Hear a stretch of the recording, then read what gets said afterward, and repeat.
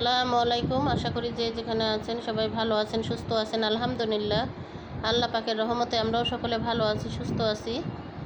তো আজকের ভিডিওটা আমি শুরু করলাম দুপুর থেকেই। দুপুরে রান্নাবান্না শেষ, কারণ ক্যামেরাটা ধরা হয় নাই, এজন্য। এখানে হচ্ছে মিশালি মাছ আনা হয়েছিল সকালে বাজার থেকে। সব রকমের মাছ, এই পাঁচমিশালি মাছ যাকে বলে আর কি, সব রকমের বাইল্লা, পুঁটি, ট্যাংরা এগুলো মিলানো ছিল, চিংড়ি। তো মাছগুলো আমি পেঁয়াজ দিয়ে ভুনা করছি, আর সাথে আছে পটল ভাজি, আর আছে পাতলা ডাল। তো এগুলোই আজকে আমাদের দুপুরের খাবার দাবার। আর আমি তো রান্না করতে করতে আজকে অনেকগুলি পানি ভাত ছিল, এই পানি ভাতগুলি আমি খেয়ে নিছি। এজন্য আমি আর খাওয়া দাওয়া করতে বসলাম না। মেয়ে আর মেয়ের বাবা খাবে, তো রান্না বান্না করে ওদের দিয়ে গেলাম, কারণ আমার আরও কাজকর্ম আছে, এগুলো করে তারপরে আমি ফ্রি হব আর কি। এখানে কিন্তু রান্নাঘরটা সব এলোমেলো হয়ে আছে, কারণ এগুলো কিছুই এখনও গুছাই নেই।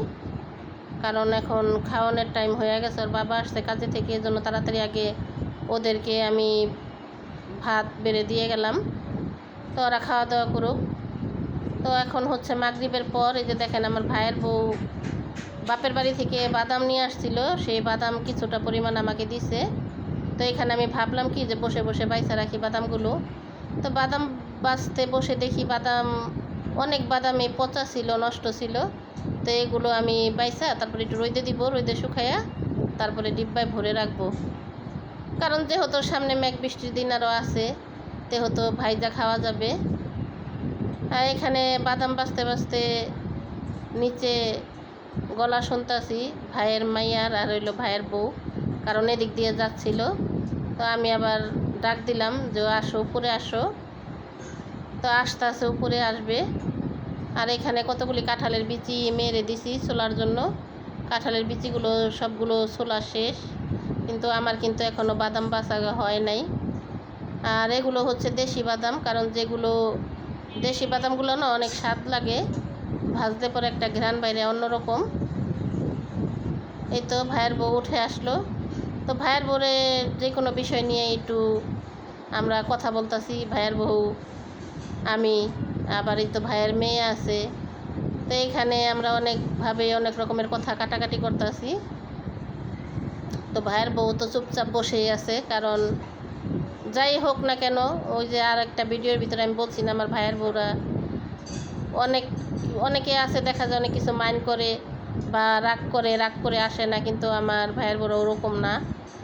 যাই বলি না কেন আবার ডাক দিলেই চলে আসে। তো অনেকক্ষণ ভাইয়ের বউর সাথে রাগারাগি করলাম, করার পরে তো ভাইয়ের বউ বসেই আছে, কিছু বলতেছে না। ভিডিওটি না টেনে সম্পূর্ণ ভিডিওটি দেখতে থাকুন, পাশেই থাকুন। ভালো লাগলে লাইক কমেন্ট শেয়ার করবেন, চ্যানেলটা অবশ্যই সাবস্ক্রাইব করবেন। তো এইখানে বসে আমরা সবাই কথা বলতেছি। ভাইয়ের মায়েও বলতেছে ফুপ্পি তুমি খিচুড়ি খাওয়াইল না আমাদের। তো ভাইয়ের মেয়েরা বলতেছি যে আবার রান্না করলে তখন আবার তোমাদেরকে বলুম, কারণ ভাবছিলাম সবাইকে নিয়ে খিচুড়ি খাবো রান্না করে, কারণ ঈদের ভিতরে খিচুড়ি রান্না করা হয় নাই। তো সবাই দাওয়াত খাইতেছে, মানে বিয়ে ঈদের পরে থেকেই একটা অনুষ্ঠানের ধুম পড়ে গেছে, এই জন্য সবাই দাওয়াত খাচ্ছে, তার জন্য আর কাউকে বলা হয় নাই। তো আমি অল্প করে রান্না করে খাইছি। আর ভাইয়ের বউ পোলাপান নিয়ে আসিল ওর নানা বাড়িতে, এটা তো আপনারা দেখছেন, এই কারণ আমি তো ওইখানে গেছি, এটা তো আপনাদের সাথে আমি শেয়ারই করছি।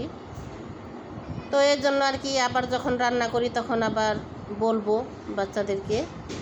আমার আজকের ভিডিওটা আপনাদের কাছে কেমন লাগলো কমেন্টের মাধ্যমে জানিয়ে দিবেন। রাগারাগি ঝামেলা শেষ। এখন ভাইয়ের পরে বলতেছে যে বাদাম দিয়ে গেছো, বাদাম তো পচা। পরে বলতেছে বড় আপু আমগো বাদাম এরকম, কারণ তো একই বাদাম, ও গোর আমগো কি একসাথে আনছে, ওইখান থেকে দিছে। তো এখানে কিছু মুগ ডালও দেওয়া হয়েছিল, কিন্তু বলতেছে যে আমি মেয়েরে সাজছি, মানে ওর বাপের বাড়ি থেকে আর কি আনছে মুগ ডাল।